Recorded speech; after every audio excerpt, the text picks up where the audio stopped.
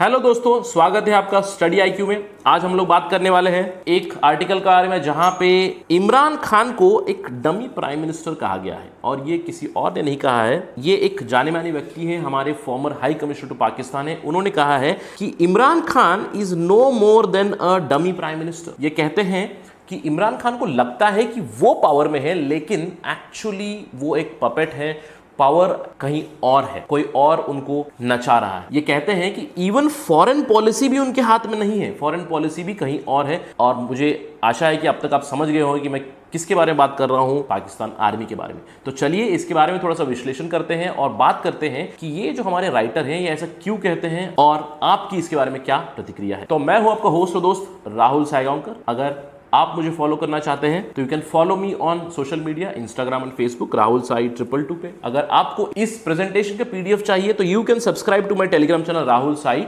222 पे। और study IQ आपके लिए एक बहुत ही खुशखबरी लाया है। स्टडी आईक्यू अपने सारे कोर्सेज पे 5% एक्स्ट्रा डिस्काउंट लाया है। आपको सिर्फ कोड यूज करना है India5 while you are booking the course. For more information, please install the Study IQ app from Google Play Store. तो चलिए बात करते हैं इस पर्टिकुलर आर्टिकल के बारे में जो सेंटर फॉर पॉलिसी रिसर्च में आया था। इसको लिखा है जी पार्थसारथी ने। नॉर्मली मैं एक्सपर्ट्स के नाम नहीं बताता ताकि व्यूअर्स कंफ्यूज ना हो जाए, लेकिन यहां पे मैंने स्पेसिफिकली बताया क्योंकि अगर आप किसी कॉम्पिटिटिव एग्जाम की तैयारी कर रहे हैं, स्पेशली अगर आप सिविल सर्विस एग्जामिनेशन की तैयारी कर रहे हैं और आपका ऑप्शनल पॉलिटिकल साइंस है, तो वहां पे इनका रेफरेंस दिया जा सकता है। पॉलिटिकल साइंस इंटरनेशनल रिलेशंस में G Parthasarathy, who is the former high commissioner to Pakistan, he has written many articles. In fact जैसे मैंने आपको बताया वो काफी कुछ कंट्रीब्यूट करते हैं सीपीआर के लिए, सेंटर फॉर पॉलिसी रिसर्च के लिए बहुत सारे आर्टिकल्स लिखते हैं। तो इनकी बातें काफी इंपॉर्टेंट मानी जाती हैं पॉलिटिकल साइंस सर्कल्स में। तो जी पार्थसारथी ने यह कहा है कि इमरान खान को यह लगता है कि वो चार्ज में है, लेकिन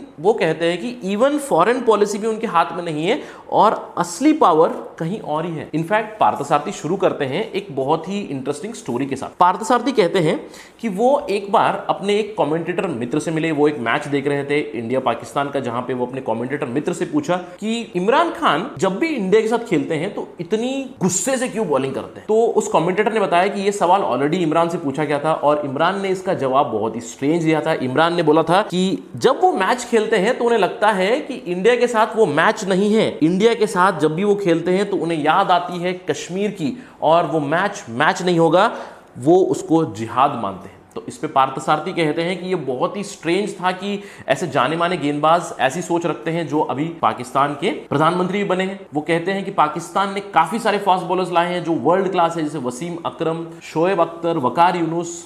इन सब की सोच इतनी रेडिकल नहीं, इन सब की सोच ऐसी नहीं है, लेकिन Imran has always been radical.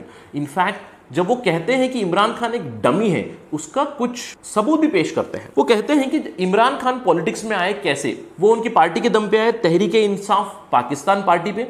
उन्होंने तो फाउंड किया वो पार्टी। यस, इमरान खान एक फाउंडर थे, लेकिन उसके दूसरे फाउंडर थे लेफ्टिनेंट जनरल हामिद गुल। और पार्थसारथी ये कहते हैं कि हामिद गुल एक हार्डकोर इस्लामिस्ट है और वो डायरेक्टर भी रह चुके हैं पाकिस्तान खुफिया एजेंसी ISI की। तो जब हार्डकोर इस्लामिस्ट ही उनके फाउंडर है तो समझ लीजिए कि उनकी पार्टी कैसी होगी। पार्थसारथी ये भी कहते हैं कि Hamid Gul has played a very important role in militancy in Afghanistan, और उनका बहुत बड़ा हाथ रहा है मिलिटेंसी को स्प्रेड करने में, इंडिया में भी, पंजाब और जम्मू एंड कश्मीर में। इसके अलावा यह भी कहा गया है कि इमरान जीते कैसे। इमरान जीते थे आर्मी की सपोर्ट से। आर्मी नवाज शरीफ के खिलाफ थी। नवाज शरीफ उस टाइम पे इंडिपेंडेंट फॉरेन पॉलिसी रन कर रहे थे। पार्थसारथी कहते हैं कि नवाज शरीफ ने काफी सारे स्टेप्स लिए थे अफगानिस्तान से रिलेशन बेटर करने में, इंडिया के साथ रिलेशन इंप्रूव करने में। तो ये कहते हैं कि नवाज शरीफ और आर्मी का फॉल आउट हुआ और इसीलिए आर्मी ने इमरान खान को सपोर्ट किया। इमरान खान बहुत ही ओपन है अपनी क्लोजनेस के बारे में। वो कहते हैं कि उनकी किनशिप है, उनकी दोस्ती है